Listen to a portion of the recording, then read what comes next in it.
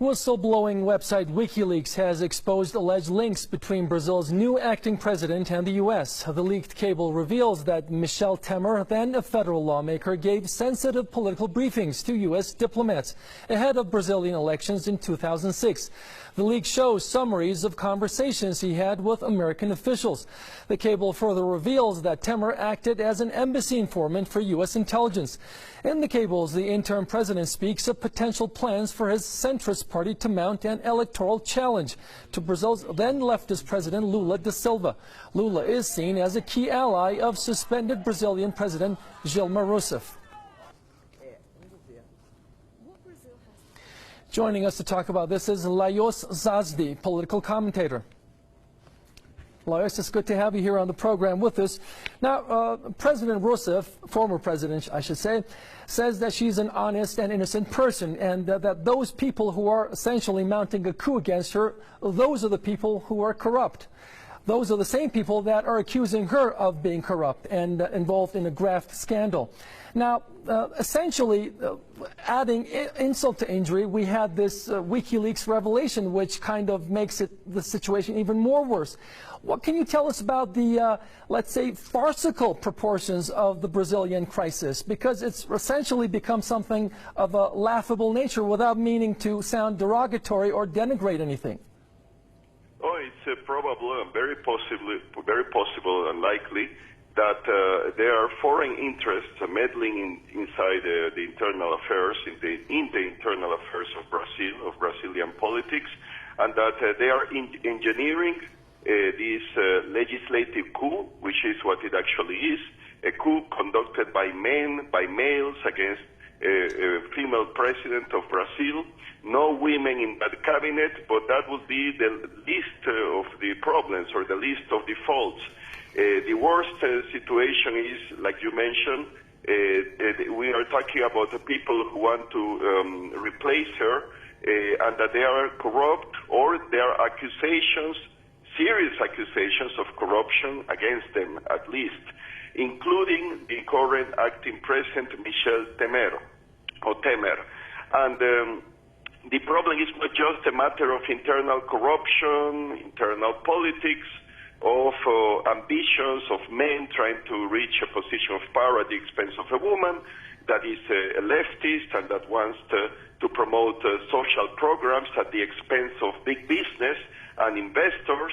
It would appear that the United States is behind this as a conspiracy engineered from outside. No color revolution in this case, no color revolution, but using this help, the support of willing legislators, willing politicians who, since many are accused of corruption, and I understand that what I read in the news is that 60% of Brazil's legislators are accused or are under investigation for corruption.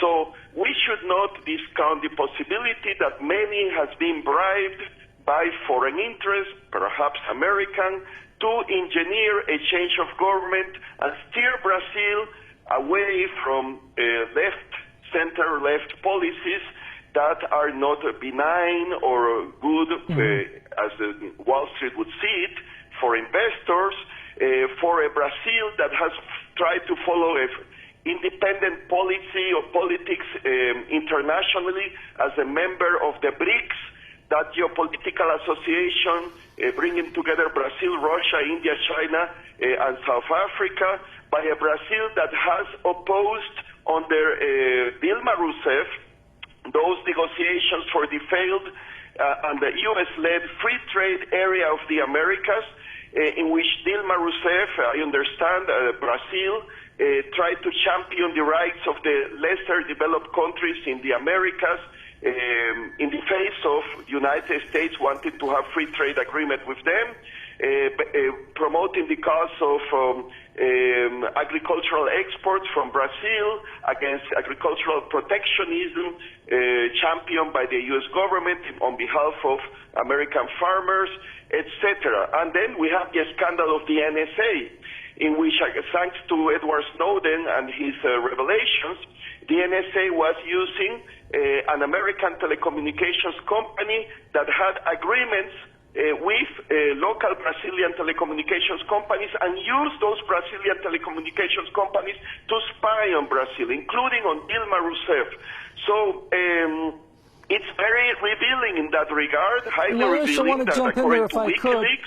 Lajos, I want to jump in there. You just said, obviously, things are being directed from the outside, most pointedly by the Americans in your commentary. But to what extent do you think these recent WikiLeaks revelations can actually impact the process and the results of the impeachment?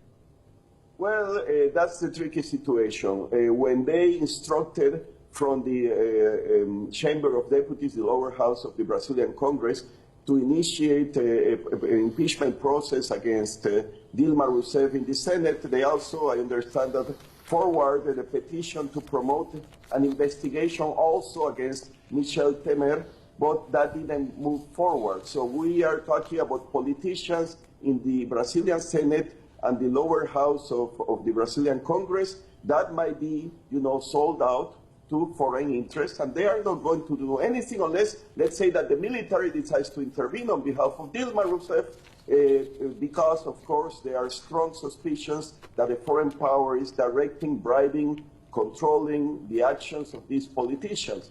And that reminds me also of a WikiLeaks report that the late Argentinian Attorney General Alberto Nisman, that was murder. Well, according to WikiLeaks, he was also an informant of the United States government and receiving orders from the U.S. Embassy, how to conduct investigations of terrorist attack against the AMIA Center in Buenos Aires. So we have another example of U.S. meddling in the internal affairs, thanks to their recruitment of politicians or public officials in those countries, Argentina, Brazil, and most likely other countries too of Latin America, at the service of U.S. interests. And I also want to mention Eduardo Cunha, who was the former president of the lower house of the Brazilian Congress, and he had the ambitions, of being president too, a big enemy of Dilma Rousseff, but he has been removed from his post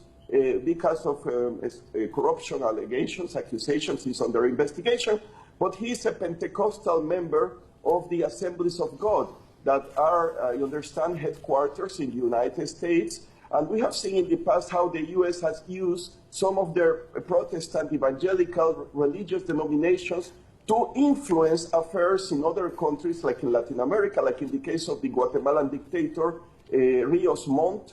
He was an evangelical, and under Ronald Reagan, they used him, and probably it seems that his church used him to influence policy against. So essentially, Lajos, in your thoughts, all Brazilian roads lead to Washington in a way, one way or the other. I want to thank you for your insights and participation, Lajos Sazdi.